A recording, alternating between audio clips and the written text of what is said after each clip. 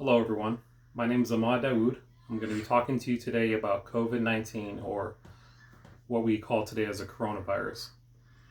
Now I'm going to be speaking in order for us to achieve a possible solution to the problem. I'm going to be going over some information that we have to understand beforehand and a possible solution that we can enact. Now the coronavirus, it does exist. It is real. And the United States has the most cases as well as the most deaths in the entire world. It may have originated in Wuhan, China, but the United States of America is feeling the full effects of it. According to the Center of Disease and Control, or the CDC, this information is from the CDC.com, the current numbers in the United States are over 1.3 million people infected with over 80,000 deaths. Again, this is the most in the entire world, more than the origination hotspot, more than what we've seen in Italy and France and the UK. The US is number one in deaths and infected. The numbers are only increasing because now states have started to open. We've even seen many states oppose the lockdown, which is making people even more irritable and wanting to get out there and spread the virus unknowingly. With the current strategies that the U.S. has in place, we are unable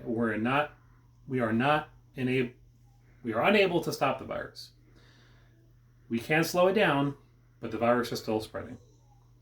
And that goes for either us being in lockdown or us being opened. Of course, if you are opened, the numbers are going to be increasing more so.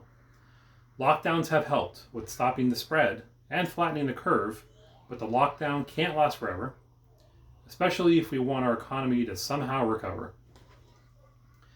Now every state is seeing anti-lockdown protests that are actively fighting the shutdown.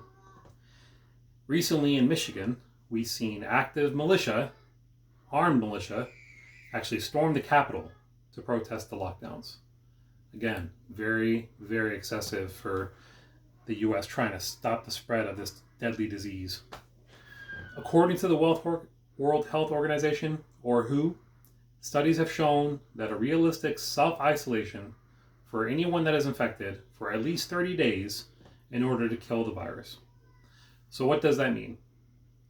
Technically, if we were to shut down the entire United States of America for 30 days, anyone that's infected would impossibly be able to spread the disease.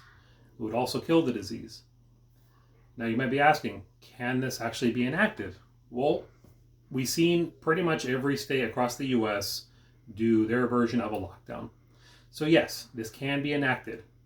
Now, what would we have to do in order to enact this? One, people would have to be able to afford to live for at least 3 months to be safe. So there need to be higher stimulus checks. Also, it doesn't seem like local law enforcement is really able to effectively enforce the lockdown. So active military would have to be enforced.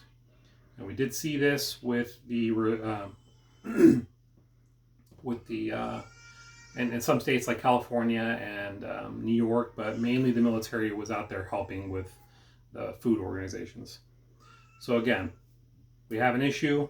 The United States of America is feeling the effects of it. We are the number one of infected and deaths across the world. The solution to the problem would be enforce a 30-day lockdown across the United States of America, get out more stimulus checks for at least 3 months if we enact a lockdown, and military would have to be involved. Thank you.